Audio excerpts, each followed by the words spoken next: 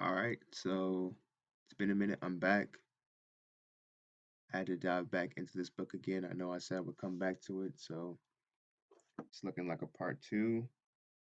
Really gonna have to do a part three to this, maybe even a part four. There's just so much information in here. Got the Google Play pulled up, PDF of it. I went ahead, like I said, I went ahead and actually bought the book. I believe the book is The Memoirs of the Secret Services of John Macky, Esquire, during the reigns of King William, Queen Anne, and King George I, including also the true secret history of the rise promotions of the English and Scots nobility, officers, civil, military, naval, and other persons of distinction from the Revolution in their respective characters at large, drawn up by Mr. Mackey pursuant to the direction of Her Royal Highness the Princess Sophia, published from his original manuscripts as attested by his son Spring Mackey, Esquire. So, like I said, already stepped into this. I'm not trying to waste a lot of time. I got a whole bunch of stuff I got to go through. So let's just go ahead and jump in. My first person, we already got him pulled up, and I got it like I always do. I have the PDF on the side so we can read along. I'm not making no shit up. I don't need to make anything up. We're just reading the accounts of the secret agent John Mackey. And interestingly enough, it did say that they were actually, if I read that correctly, let me see, in their respective characters at large, drawn up by Mr. Mackey. So I just have the reprint of the book, but it seems like there are also images that were drawn up by Mr. Mackey himself with the likeness of all the characters that are listed in this book. And he does do a good job, like we know, of describing these people, but it's just interesting. I have the book right here with me in the PDF on the screen. I do not see any of these drawn up images. So this is why we need the original books. These reprints are good. I mean, they're it's something, but we really need to just get the original books. And a lot of these books, you can get a reprint for $15, but the original book is $3,000.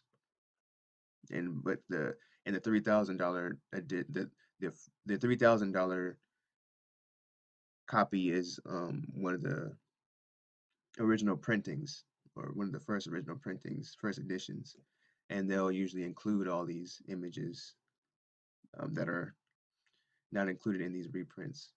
But like I say in the other videos, the pictures don't really matter. You can show me anything you want. If it doesn't match up with the witness who was there, who interacted with these people, who recorded these people, it doesn't really matter what you show me. So with all that said, we're gonna go ahead and move on. John Montague, second Duke of Montague, have the page right here on the left. I'm just gonna go ahead and read. Is the representative of the family of Montague in England, made a considerable figure in the House of Commons and at court in King Charles II reign, and was ambassador twice from that king to the court of France. But that party growing too hard for him obliged him to fly his country in that reign. And he continued incognito all that, and King James's, after the revolution, he was created from a baron to be Earl of Montague, and restored to his place of Master of the Wardrobe, which he brought in the reign of King Charles for life, and was suspended by King James, is of the Privy Council.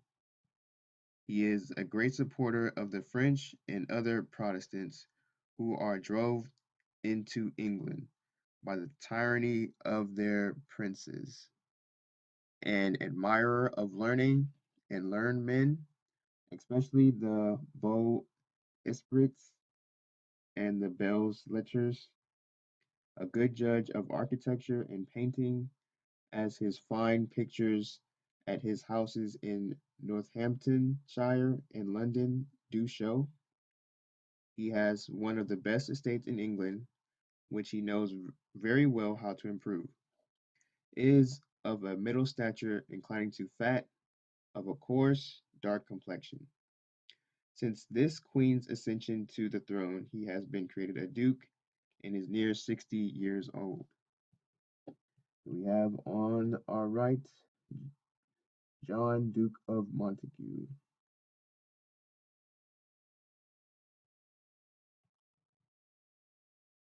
Okay? Dark complexion man right there. Moving on, we have William Cavendish, Marquis of Hartington, is the eldest son of the Duke of Devonshire, has for many years made a considerable figure in the House of Commons, a gentleman of very good sense, a bold orator, and zealous assertor of the liberty of the people. King William made him captain of the yeomen of the guards,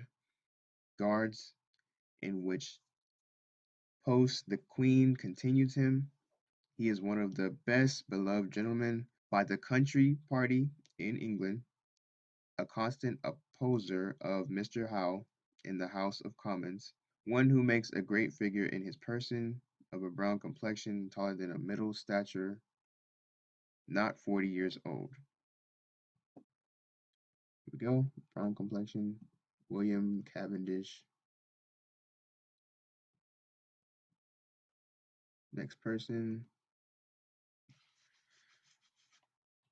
John Lord Somers, late Lord Chancellor, of a creditable family in the city of Worcester. His father was an attorney and bred him to the law, which was his profession for some years before he was taken notice of. He was retained as one of the council for the seven bishops in King James's reign, and behaved himself in that cause which so much applause as gained him a very great reputation and first brought him into business. On King William's accession to the throne, he was made Attorney General, Lord Keeper, Lord Chancellor, and a peer, and was for many years chief in the administration of public affairs. He gained such a reputation of honesty with the majority of the people of England that it may be said very few ministers in any reign ever had so many friends in the House of Commons, or could go to the city and on their bare word gain so much credit of the public. He is believed to be the best chancellor that ever sat in the chair, and as knowing in the affairs of foreign courts as in the laws of his own country. He gave entertainments to foreign ministers more like one always bred up in a court than at a bar, and used often to treat people at his table, of several professions, as it were the only thing he had ever studied.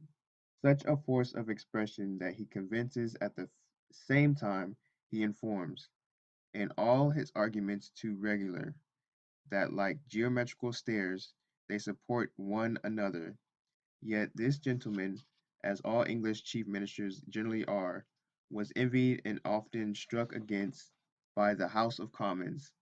The affairs of Captain Kidd, and the partition, with the passing of grants in his own favor, were the great weapons made use of against him.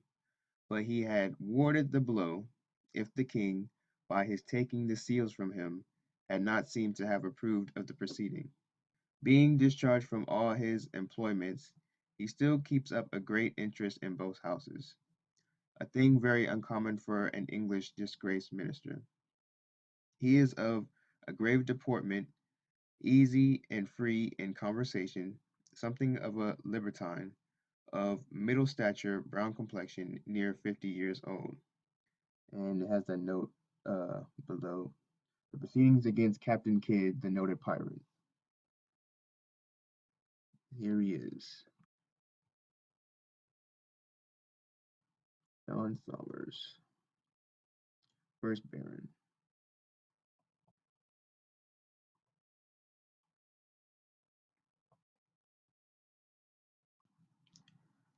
Algernon Campbell, Earl of Essex, is son to that earl whose throat was cut in the Tower in the reign of King Charles II. This gentleman was one of the bedchamber to King William all his reign, attended him all his campaigns, and had a regiment of dragoons. He is a good companion, loves the interests of his country, has no genius for business, nor will ever apply himself that way. He married my Lord Portland's daughter. The Queen continues him in his regiment and has made him brigadier general. He is a well-bred gentleman, brown complexioned, and well-shaped, but his mouth is always open. He is about 30 years old. Brown complexion man. Yep.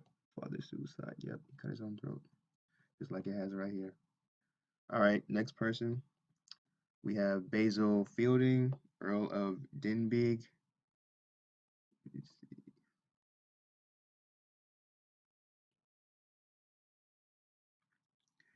Is representative of shit. Go ahead and move this. Is representative of the name and family of Fielding. He was gentleman of the horse to the prince in the reign of King William, but on the difference between the king and him, quitted that family, and has a regiment of dragoons. He is a gentleman of good nature, but is one of the greatest drinkers in England. He is tall, fat, very black, and turned of 40 years old. Okay, he does not look like the description, but we're gonna move on.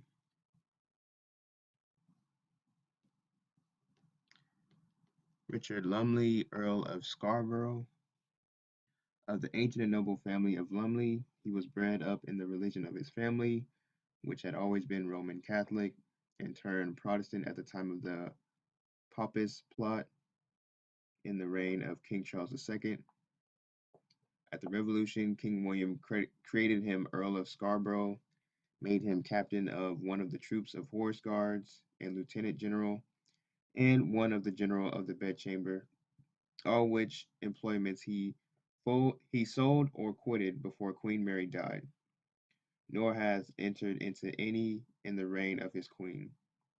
He is a gentleman of very good sense, a great lover of the constitution of his country, and an improver of trade, and his genius lay very much this way: a handsome man of a brown complexion, turned of 50 years old. Earl of Scarborough.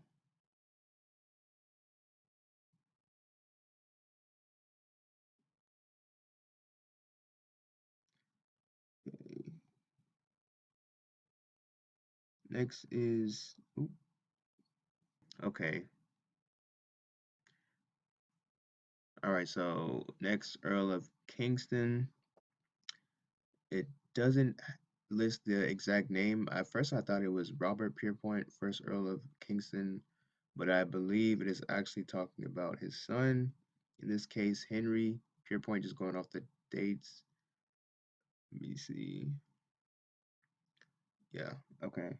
Of the name and family of Pierpont, has a very good estate, is a very fine gentleman of good sense, well bred, and a lover of the ladies, entirely in the interests of his country. Makes a good figure, is of a black complexion, well made, not 40 years old. Henry Pierpont. He was made Earl of Kingston.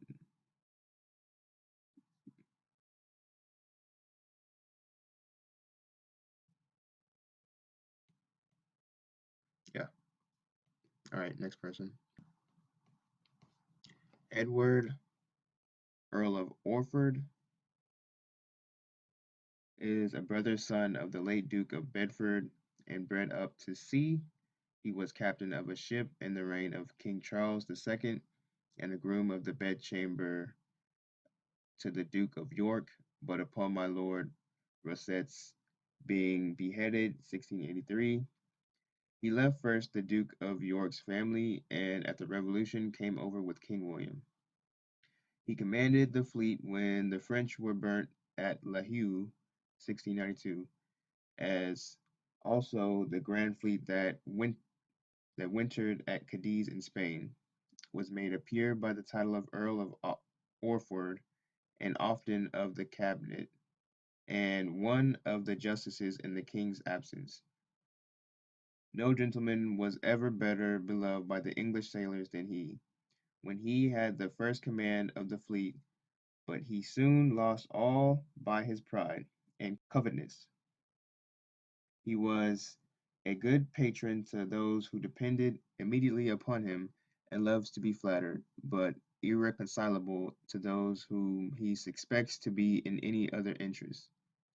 This created him a great many enemies in the Parliament, as well as in the navy. They called him to account for the administration of the navy in the Mediterranean, and the king saved him by a privy seal.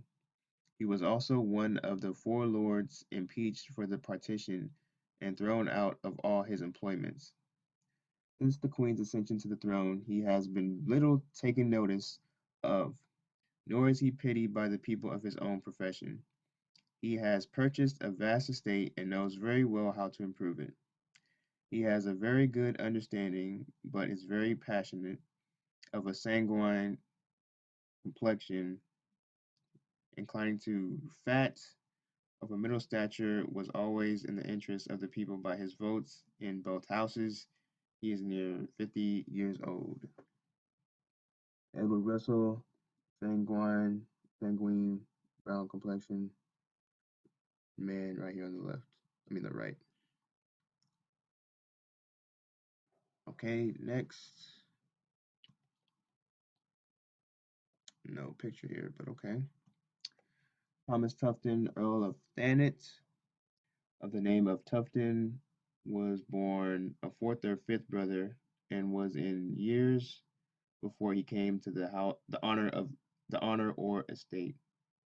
He improves his estate greatly, which is very considerable. He is a good country gentleman, a great assertor of the prerogatives of the monarchy and the church, a thin, tall, black, red-faced man, turned of 50 years old. Okay, next person, Earl of Montague, first Earl of Sandwich, is a branch of the family of the Montague and grandson of that earl who was burnt at sea in the Sol Bay engagement 1665. He was gentleman of horse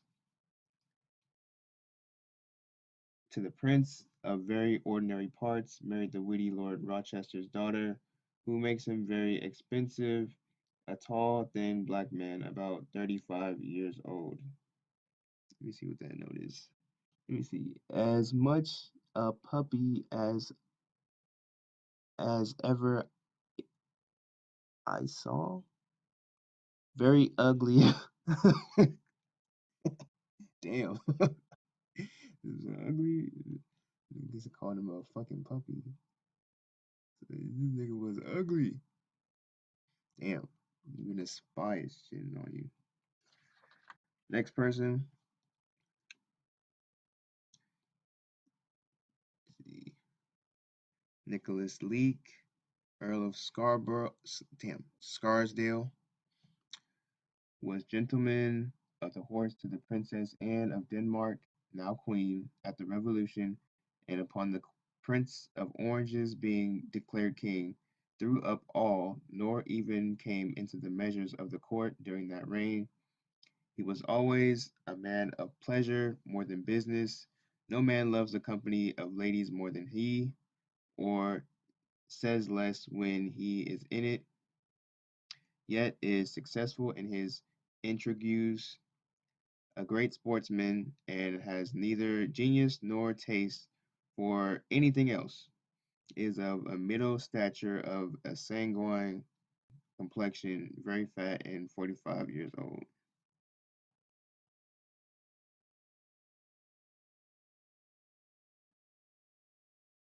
They got him in the vault. Westminster Abbey. Oh goodness, in Westminster Abbey. Interesting. Let's go to the next person. Richard, Earl of Ranelagh, is a peer of the Kingdom of Ireland, of a great deal of wit, had originally no great estate, yet has spent more money, built more fine houses, and laid out more on household furniture and gardening than any other nobleman in England. He is a great epicure and prodigious expensive, was paymaster general all the last war, and is above £100,000 sterling in arrear, which several parliaments have been calling him to an account for. Yet he escapes with the punishment only of losing his place, which the Queen took from him and divided between Mr. Fox and Mr. Howe. He is a bold man and very happy in jest and repartees, and has often turned the humor of the House of Commons when they have designed to have been very severe. He is a very fat black intern of 60 years old. He's a jokester. Richard Jones, Earl of Ranelagh. Let me see. He was paymaster, and it seems he was out. Um, what did it say? And is above £100,000 sterling in it. Tells you right here. Let me see. Yeah. Ranelagh was expelled from the Commons in 1703 when discrepancies were found in his accounts as paymaster, and he was discovered to have appropriated more than £900,000 of public funds. Wow. It seems like he wasn't executed for it. But anyway, next person. Okay, Hainage Finch, Lord Guernsey. Let's see.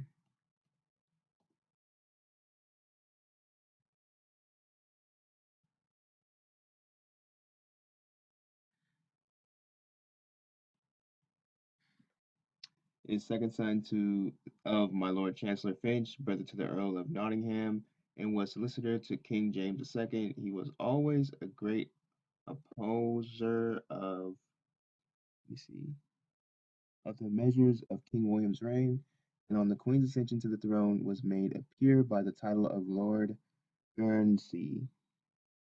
He is accounted one of the greatest orators in England, and a good common lawyer, a firm assertor of the prerogative of the crown and jurisdiction of the church, a tall, thin, black man, splenetic, near 50 years old.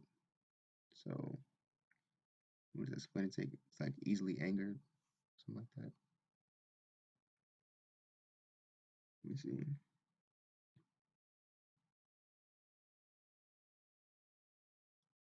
Oh, according to John Mackey, there we go. Yep, accounted as one of the greatest orators. Yep, it's right here. Right here, where's the picture? John Mackey included a picture. Where's his picture? You have a whole bunch of other garbage pictures of fake niggas and shit. Where's his picture? You have the book listed here. The book's supposed to have a picture of him. You could have used that. Anyway, moving on. Montague Venables Bertie, Earl of Abingdon, is a branch of the Berties, a gentleman of fine parts, makes a good figure in the counties of Oxford and Buckinghamshire, was made by the Queen Constable of the Tower of London, is a high very high for the monarchy in church, of a black complexion, past 40 years old. Picture.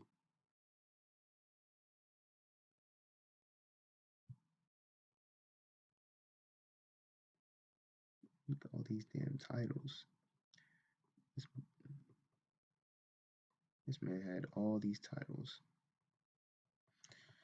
All right, next.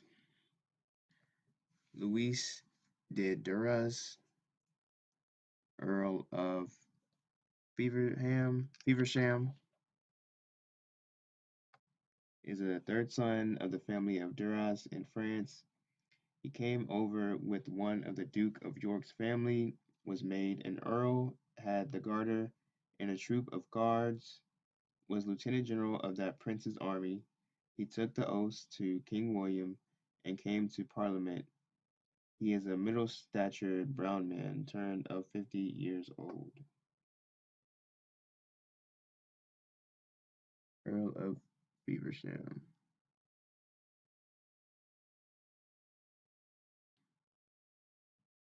George Lord Abergavenny is gentleman of the bedchamber to the Prince of Denmark, has learning, wit, and one of the best libraries in England, is a little brown man, very lovely, 30 years old.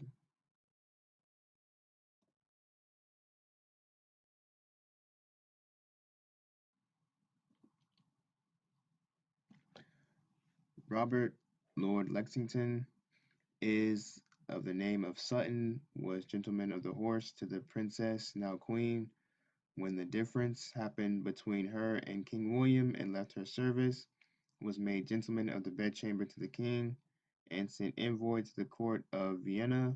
He is of a good understanding and very capable to be in the ministry, well bred gentleman and an agreeable companion, handsome, of a brown complexion, 40 years old.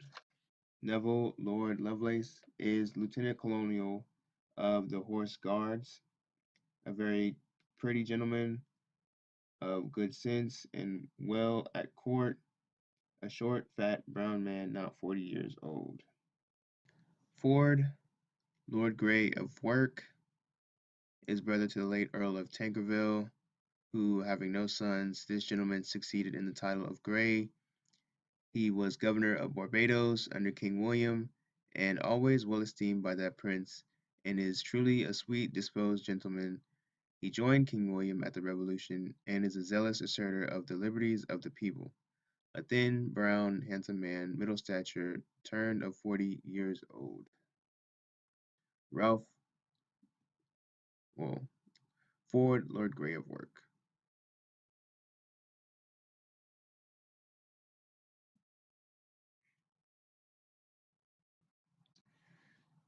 John, Lord Ashburnham, has a great estate in Sussex and improves it, is a thin, brown man, 50 years old.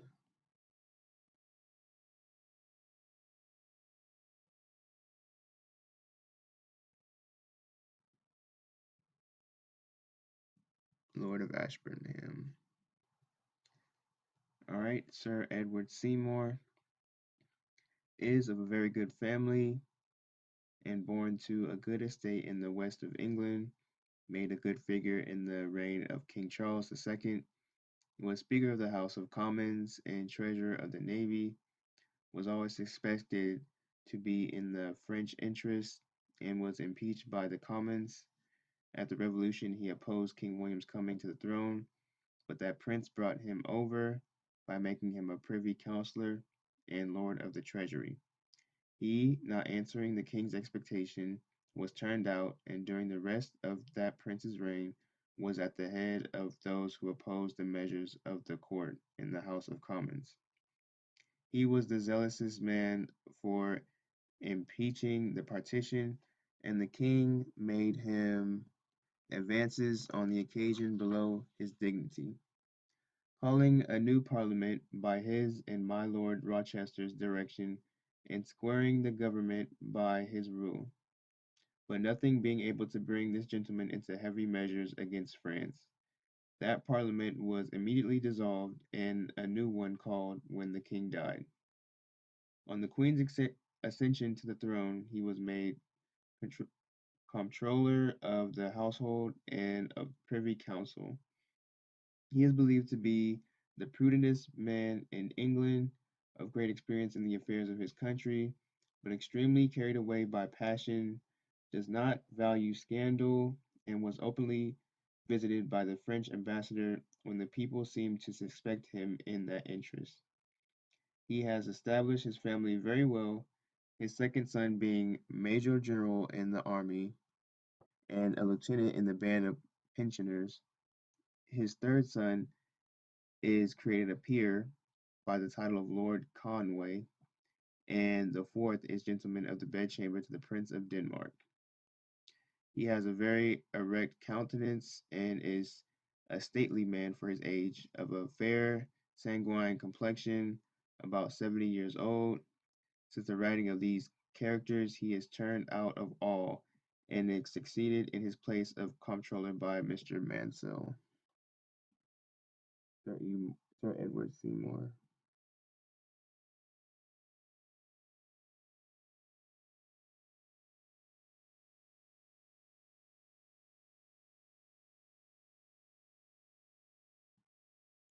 All right, next, George Roke. Sir George Roke is of a gentleman's family in Canterbury, of no great estate, but always well esteemed in that country.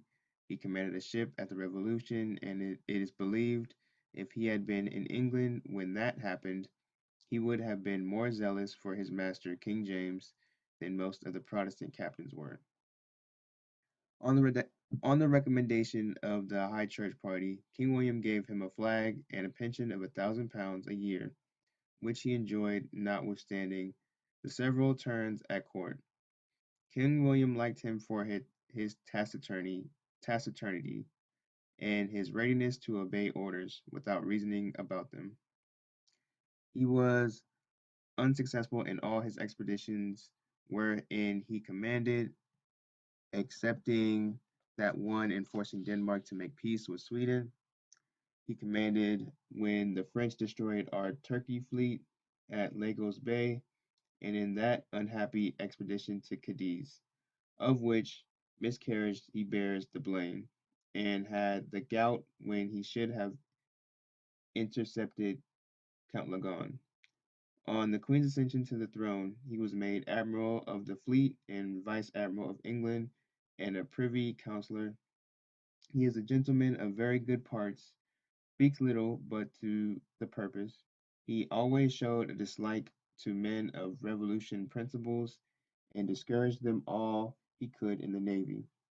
He was warm in the House of Commons for impeaching the partition, and, contrary to the King's command, made a speech which balked Sir Thomas Littleton's speech, then Speaker, when the King's affairs required it. He maintains all his ships with his sword, and is ready enough to give any man satisfaction who questions his conduct that way. If he has the misfortune to do no service as yet to his country, he has the capacity to do a great deal, if he pleases to apply himself to it. He is a stern-looked man of a brown complexion, well-shaped, and 60 years old. George Rope.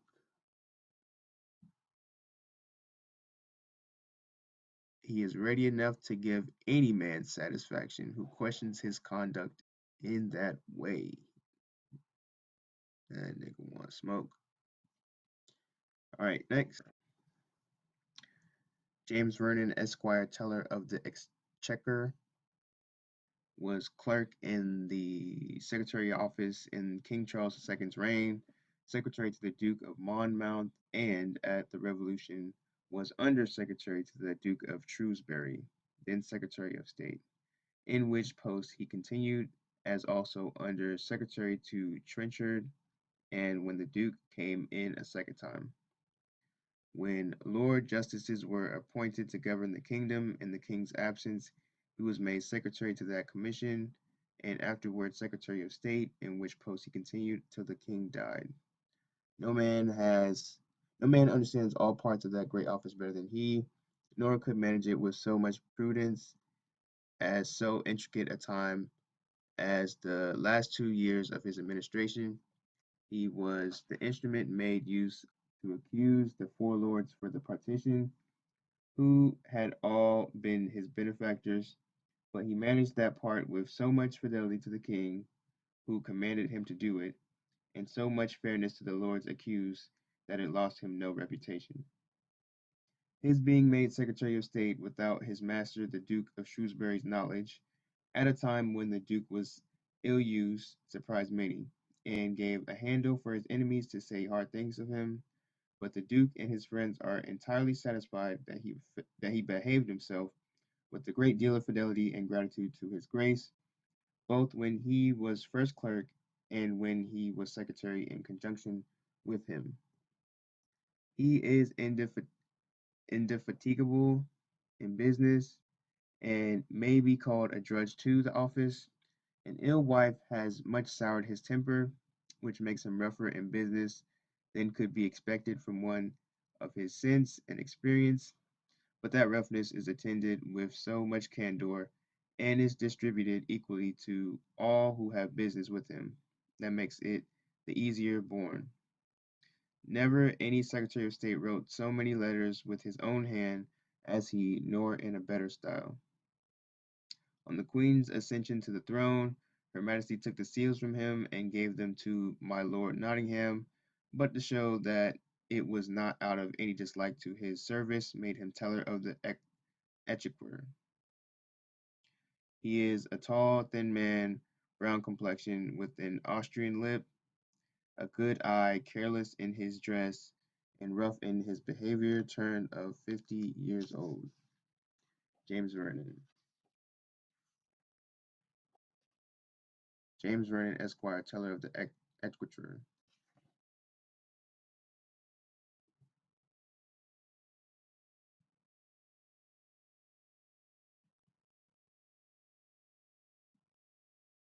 Mr. Boyle, Chancellor of the Exchequer, is brother to the Earl of Burlington, and has been for many years representative for the University of Cambridge and Parliament, is a good companion in conversation, agreeable amongst the ladies, serves the Queen very assiduously in council, makes a considerable figure in the House of Commons, by his prudent administration obliges everybody in the Exchequer, and in time may prove a good man. He is of a middle stature, inclining to fat, dark complexion, wears his own hair, and turned of 30 years old. That's interesting. Wears his own hair. Is that just then you know that some people do not wear their own hair? They have wigs. If so, that is interesting how in the past the men would wear the wigs, and now today it seems like it flip flop. Here we have Henry Boyle.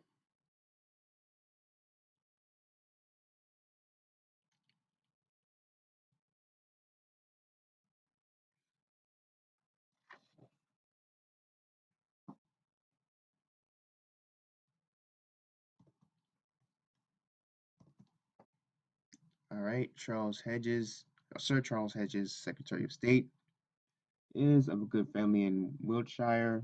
Bred a civilian, was judge advocate for trying the affair of Magdalen College in King James' reign, was knighted and made judge of the Admiralty by King William when that Parliament was called, which impeached the partition. He was made Secretary of State, and on its dissolution turned out. On the Queen's ascension to the throne, the seals were taken from my Lord Manchester and restored to him again. He is a better companion than a statesman, which proves very useful to that ministry which employs him, being very zealous and industrious for his party. He does not want sense, has a very good address in business, is a handsome man of a dark complexion, turned of 45 years old. Charles Hedges.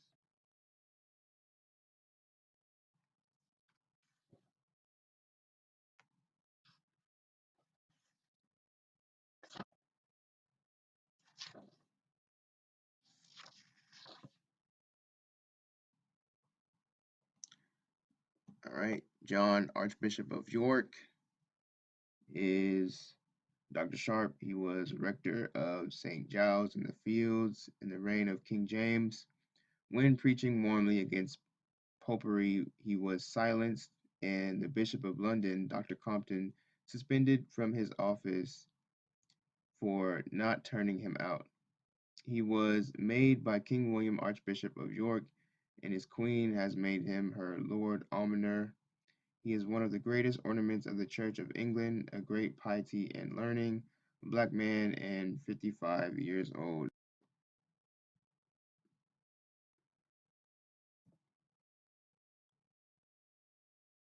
Bishop. Oh, interesting. Memoirs of Secret Services of John Macky Esquire. Right here. He's a great one. Wow, we have it right here. What is this? What? He doesn't look like a very black man. That's not Bishop. That's not Bishop. Where's the real Bishop? Bishop. We want Bishop. Just why even put this shit right here? Why put this shit right here and then put this picture right here? And then have this stupid ass stained glass. Oh man, these people are stupid. Anyways, that seems to finish out all the um, characters of the court of Great Britain. And like you saw on that next page, we're gonna move into the characters of the English ministers. That's why I said this was gonna be a multi-part project, because saying we're only on page 144. Let me see, maybe not, like 260, I believe, pages. And we're only on page 144. This video, of course, isn't as long as the other one, but it's just interesting enough. All these people being detailed: sanguine, brown complexion, ruddy, melanated, black. All these people had important duties, responsible for all the happenings in Great Britain at that time, or majority of the happenings. I mean, because it doesn't have everybody in here, but just interesting going through. I mean, of course, they don't have the real images of the people, but going through Wikipedia and just looking to see all these titles these people had, and all their successors. And it's just, I believe I said this in another video. Every character is not listed as. I mean, they don't describe every character as melanated, but you have to understand the king is melanated. He's gonna have a court of melanated people, his family, all that type of stuff. And when you understand that a lot of these countries had melanated people running them, melanated people, other courts, just like these British courts, melanated people everywhere, and these people had relationships with these other nations, intermarrying and stuff like that, for like treaties and all that type of stuff, for peace and stuff like that. I mean, it's just crazy how all that stuff went down, and you see these dates. I mean, 1714. That's not. We're in 2020. Not a very long time from now. It's just crazy. I tend to believe that these people, the descendants of these royal Brits are still around. I believe it's quite possible that some of them are still in power. They're just probably ruling from the shadows. It just seems like there's some type of thing going on where, like this page right here, we're able to see the description of the person. They publish the book. They take the pictures out of the people that John Mackey described. We know it's a melanated person, but it seems like there's just a game going on where seems like these people are the front men and the people that are really ruling are behind the scenes. Just like you see the queen that they push out now. Is she descendant of these real Brits, or is she just a front? Are these people still in power? And is she just doing their will, or is it more complicated than that? That's something just to think about. But again, I have so many other books I want to just bring out. I just have a whole bunch of stuff going on at this moment. It's been a while, but I plan to push out some more stuff. And probably in the next. I want to get another video out next week, possible. But that's all I have for today. One of the shorter videos. We're gonna keep going through Like it lists the military. We're gonna go through that. Officers. I already listed some today. And it also has some other countries in here. So maybe I can knock this out in one more video. Yeah, I'll probably knock it out in one more video. So it'll be 3 parts. All right, then. I will have some up in the future.